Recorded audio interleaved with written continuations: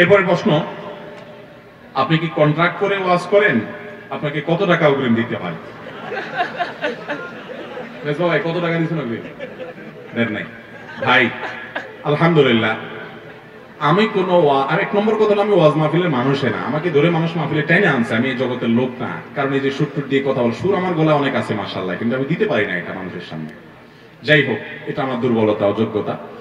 তো আলহামদুলিল্লাহ, আমাদেরকে মাহফিলের দাওয়াত দিয়ে অগ্রিম টাকা দিয়েছেন এরকম মায়ের পুত মনে হয় খুঁজে পাওয়া যাবে না একটা। কারণ একবার আমার মনে আছে, এক আল্লাহর বান্দা সম্ভবত কক্সবাজারে, সে আমার মাহফিলের জন্য বহু তর্ণবির্ণ করছে।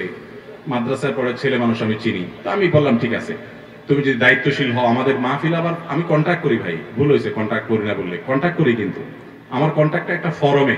মেজবার সাথে কন্ট্যাক্টের সম্পর্ক নাই, এটা ভিন্ন।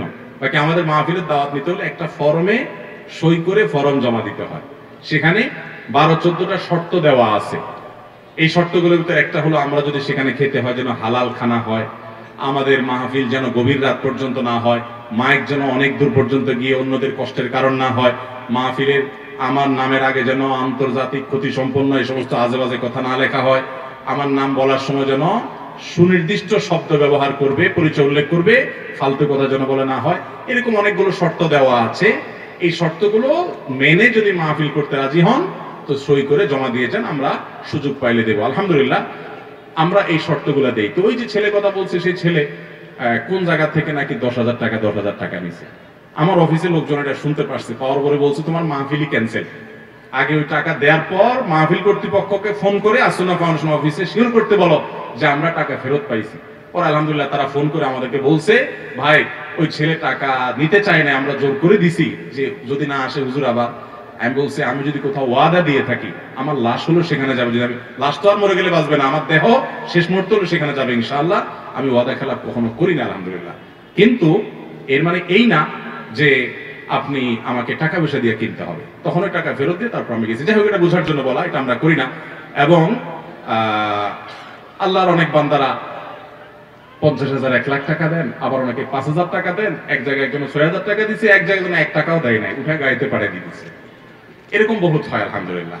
এটা যেহেতু প্রশ্ন আসছে, কোন ফাঁকে যে প্রশ্ন ঢুকাই দিচ্ছেন আল্লাহ জানে, এটা তো আমি দেখলে পড়তাম না। যাই হোক, কারণ বেদরকারি প্রশ্ন, এটা কোনো দরকারি প্রশ্ন না, তারপরেও কোনো ফাঁক দিয়ে মনে হয় চলে আসছে।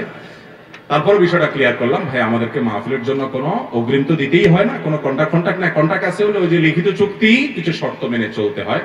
তারপরে ভাই নিজেকে দুধের দোয়া বলি না, আমরা নিজেরা দুধের দোয়া বলি না, ফেরেশতা বলি না। ভাই মানুষের সামনে কথা বলা, মিডিয়ার সামনে কাজ করা, এটা বড় কঠিন একটা কাজ। ইখলাস শুধুমাত্র আল্লাহকে খুশি করার জন্য করা, এটা বড় কঠিন হয়ে গেছে ভাই, বহু কঠিন হয়ে গেছে। আপনাদের কাছে দোয়া চাই, আল্লাহ রাব্বুল আলামিন আমাকে এবং এদেশে যে সমস্ত উলামা ইকরাম দাওয়াতের ফিল্ডে কাজ করছেন, আল্লাহ তাআলা আমাদের সবাইকে শুধুমাত্র আল্লাহকে খুশি করার জন্য ইখলাসের সাথে, শুধুমাত্র আল্লাহর সন্তুষ্টি এবং জান্নাত লাভের আশায় মানুষের হেদায়েতের উদ্দেশ্যে আমাদেরকে কথা বলার, ওয়াজ করার, দাওয়াতের কাজ করার তৌফিক দান করুন। ইখলাস সুরার হরিণ হয়ে গেছে ভাই। আমি দোয়া চাই, আমাদের ভাইদের জন্য দোয়া করবেন ইনশাআল্লাহ।